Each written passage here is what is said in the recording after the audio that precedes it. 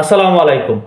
আমাদের বাংলাদেশে একটি শ্রেণীর মানুষ রয়েছে যারা রাজনীতিকে অবলম্বন করে রাজনৈতিক নাম ভাঙিয়ে নিজের ফয়দা লুটে থাকে।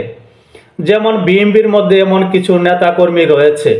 ইতিমধ্যে বিএনপির ভারপ্রাপ্ত চেয়ারম্যান তারেক রহমান বারংবার আহ্বান করছেন, বারংবার অনুরোধ করছেন এমন কোনো কার্যক্রমে যেন বিএনপি নেতাকর্মীরা জড়িয়ে না যায়, যাতে জনগণ ক্ষিপ্ত হতে পারে। কিন্তু বিএনপির ভারপ্রাপ্ত চেয়ারম্যান তারেক রহমানের সেই কথাকে উপেক্ষা করে আমরা দেখছি তৃণমূলের কিছু নেতাকর্মী যারা নিজ স্বার্থের জন্যই মনে হয় রাজনীতি করে, তারা কিন্তু দখলবাজি নিয়ে ব্যস্ত হয়ে উঠে পড়েছে। তারা তারেক রহমানের সেই আহ্বানকে তোয়াক্কা করছে না। তাদের উদ্ধত্যপূর্ণ আচরণ দেখে মনে হচ্ছে তারা এই বিএনপিকে ধ্বংস করেই ছাড়বে। বিএনপির মতাদর্শের বাহিরে যে সকল রাজনৈতিক দল রয়েছে, জামাতে ইসলাম বা ছাত্র সমন্বয়করা, এই বিএনপির নেতারা এখন 1300 একর জমি দখল করে বসলো। লক্ষ্মীপুরের রায়পুর উপজেলা বিএনপি নেতাদের বিরুদ্ধে মেঘনাচরের প্রায় 1300 একর জমি দখলের অভিযোগ উঠেছে। তাদের কবল থেকে জমি দখল মুক্তি চেয়ে মানববন্ধন করেছে 2 শতাধিক কৃষক। এর আগে শুক্রবার 10 জন কৃষক পৃথকভাবে উত্তর ও দক্ষিণ চরবংশী ইউপির সাবেক 2 চেয়ারম্যান সহ বিএনপির স্থানীয় 20 নেতাকর্মীর বিরুদ্ধে থানায় লিখিত অভিযোগ করেছিলেন। জানা যায়, বিষয়টি নিয়ে সোমবার বিকালে থানায় বৈঠক থাকলেও দখলে জড়িত বিএনপি নেতারা উপস্থিত হয়নি। তারা কেন উপস্থিত হবেন? তারা তো দখল করে নিয়েছেন। এই যে যারা জমি দখল করে, যারা দখলবাজ, এরা কোনো রাজনৈতিক দলের হতে পারে না। এরা একটি স্বার্থন্বেষী মহল। যারা এইরকম দখল বাণিজ্য করে, দখলদারিত্ব করে, এরা প্রকৃতপক্ষে নিজের আক্কেল গোছানোর জন্য রাজনৈতিক দলকে ব্যবহার করে, রাজনৈতিক দলের বিভিন্ন পোস্ট পজিশন নিয়ে সেটিকে ব্যবহার করে নিজের পকেট বাড়ি করে এরকম দখল বাণিজ্য করে থাকে। যার কারণে তারা কোনো রাজনৈতিক দল কি বললো না বললো হয়তো এই জন্য তারা তোয়াক্কা করে না। যার কারণে তাদেরকে থানায় বৈঠকে ডাকা হয়েছিল, কিন্তু তারা উপস্থিত হয়নি। এ কারণে চরের জমি দখল মুক্ত চেয়ে রায়পুর বাস টার্মিনাল এলাকা থেকে কৃষকদের একটি মিছিল বের হয়। এ সময় কৃষকরা বলেন, উপজেলা বিএনপির যুগ্ম আহ্বায়ক সাবেক চেয়ারম্যান মুস্তফা গাজী, মুবারক আলী, বাদশা গাজী ও দক্ষিণ চরবংশী ইউনিয়ন বিএনপির সভাপতি সাবেক চেয়ারম্যান হারুন রশিদ হাওলাদারের দলবল নিয়ে জমি দখল করে রেখেছে। এই বিষয়টি নিয়ে অবশ্য যে স্থানীয় বিএনপি রয়েছে, যারা এই মুহূর্তে নির্বাচন নিয়ে ভাবছে, যারা চিন্তা করছে যে নির্বাচনে মানুষের কাছে যেতে হবে, এই চরাঞ্চলের ভোটও তাদের প্রয়োজন রয়েছে, তারা কিন্তু বিষয়টি সুরাহা করার চেষ্টা করেছিল। তারা কিন্তু এই বৈঠকটি ডেকেছিল থানার ভিতরে, কিন্তু যারা দখল করে আছে, যারা জোরপূর্বকভাবে এই কৃষকদের জমি দখল করেছে প্রায় 1300 একর, তারা সেখানে উপস্থিত হয়নি। স্থানীয় বিএনপি থেকে চেষ্টা করা হচ্ছে, যারা নীতি নির্ধারণী রয়েছে তারা চেষ্টা করছে বিষয়টি যেন মীমাংসা করা যায়। কিন্তু যারা দখল করে আছে, যারা এরকম উদ্ধত্যপূর্ণ আচরণ করছে, তারা এটিকে মেনে নেবে কিনা সেটি বড় প্রশ্ন। তবে বিএনপির যে এইরকম আচরণ করছে কিছু কিছু ব্যক্তি কিছু কিছু এলাকায়, তারা প্রকৃতপক্ষে এই বিএনপিকে ব্যবহার করার চেষ্টা করছে। তারা ক্ষমতা যাওয়ার আগেই তারা নিজের পকেট বাড়ি করছে, নিজের আক্কেল গুছাচ্ছে।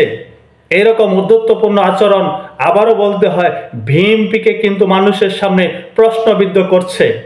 এই সকল বিষয় নিয়ে বিএনপি যারা নীতি নির্ধারণী রয়েছেন, তারা বারংবার আহ্বান করছেন, বারংবার বোঝানোর চেষ্টা করছেন তৃণমূলকে, ভাই এমন করো না, আগামী নির্বাচনটি একটি বড় চ্যালেঞ্জের নির্বাচন, সেখানে ভোটের মাধ্যমে, সাধারণ মানুষের ভোটের মাধ্যমে জয়ী হয়ে আমাদেরকে ক্ষমতায় যেতে হবে, সংসদে যেতে হবে। কিন্তু তৃণমূলের যারা স্বার্থন্বেষী মহল রয়েছে, সকলে না, কিন্তু যারা প্রকৃতপক্ষে দলকে ভালোবাসে বা রাজনীতিকে ভালোবাসে, রাজনৈতিক মূল স্পিরিটকে লালন করে, তারা কিন্তু এরকম কার্যক্রমে কখনো জড়িত হয় না। প্রত্যেকটি রাজনৈতিক দলেই এরকম কিছু দখলবাজি লোক রয়েছে, যারা সুযোগের সন্ধানে থাকে, কখন মানুষের জমি দখল করা যাবে, কখন স্ট্যান্ডবাজি করা যাবে, কখন চাঁদাবাজি করা যাবে, সেই অপেক্ষায় তারা প্রহর গণে। তারা প্রকৃতপক্ষে রাজনীতিকে ভালোবাসে না, রাজনৈতিক স্পিরিটকে বুকে লালন করে না। তবে যারা এরকম করছে তারা যে এই বিএনপির ক্ষতি করছে সেটি কিন্তু চোখ বন্ধ করে বলে দেওয়া যায়। বিএনপির পক্ষ থেকে আহ্বান করলেই হবে না, তাদের বিরুদ্ধে যথার্থ ব্যবস্থা নিতে হবে, কেন্দ্রীয় পর্যায় থেকে যথার্থ ব্যবস্থা নিতে হবে, তাদেরকে মনিটরিং করতে হবে, তাদেরকে জবাবদিহিতার আওতায় আনতে হবে। তারা যেন এরকম উদ্ধত্তপূর্ণ আচরণ না করে, উদ্ধত্তপূর্ণ কার্যক্রম করে মানুষের সামনে এই দলটিকে প্রশ্নবিদ্ধ না করে। এই বিএনপি বিরোধী যারা রয়েছে তারা কিন্তু বলা বলি শুরু করে দিয়েছে, একদল খেয়ে গিয়েছে আর একদল খাওয়ার জন্য রেডি হয়ে আছে। এরকম কর্মকাণ্ড যদি মানুষের সামনে উপস্থাপিত হয়, মানুষ যদি দেখে এরকম আচরণ করছে বিএনপি, তাহলে বিএনপি বিরোধী যারা এরকম বলেছিল যে একদল খেয়ে গেছে আর একদল খাওয়ার জন্য রেডি হয়ে গিয়েছে, তাদের কথাই কিন্তু মেনে নেবে। যাদের জমি দখল করে নিয়েছে তাদের কিন্তু একটি দীর্ঘশ্বাস রয়েছে। সেই দীর্ঘশ্বাস কিন্তু যারা দখল করেছে বা যে দলের নাম ভাঙিয়ে তারা দখল করার চেষ্টা করছে, সেই দলের জন্য খারাপ পরিস্থিতি বয়ে আনতেও পারে। আরেকটি কথা আছে, প্রকৃতি কখনো ক্ষমা করে না, প্রকৃতি প্রকৃতির মতোই বিচার করে নেয়। তাই সকলকে এই বিষয়ে সজাগ দৃষ্টি রাখার প্রয়োজন। যারা এইসব রাজনৈতিক দলকে ভালোবাসেন, শুধু বিএনপি নয়, যে কোনো রাজনৈতিক দল হতে পারে, যারা রাজনৈতিক দলের মূল স্পিরিটকে লালন করে, যারা রাজনীতি মানুষের কল্যাণের জন্য করতে চায়, তাদের কিন্তু এই বিষয়গুলোতে ব্যাপকভাবে নজরদারি দিতে হবে। তাদেরকে এই বিষয়ে তৃণমূলকে বোঝাতে হবে। যে সকল স্বার্থন্বেষী মহল এরকম কার্যক্রম করছে, দখলবাজি করছে, তাদেরকে সহি বুঝদান করার জন্য চেষ্টা করতে হবে। তাদেরকে বোঝাতে হবে, ভাই আমরা এখনো ক্ষমতায় যাইনি, তোমরা যদি এভাবে দলের দুর্নাম করো, দলকে মানুষের সামনে প্রশ্নবিদ্ধ করো, তাতে আমাদের জাতীয়তাবাদের মূল স্পিরিটকে লঙ্ঘন করা হয়, এমন উদ্ধত্তপূর্ণ আচরণ করো না। তাদেরকে এই বিষয়টি নিয়ে ব্যাপকভাবে বোঝাতে হবে।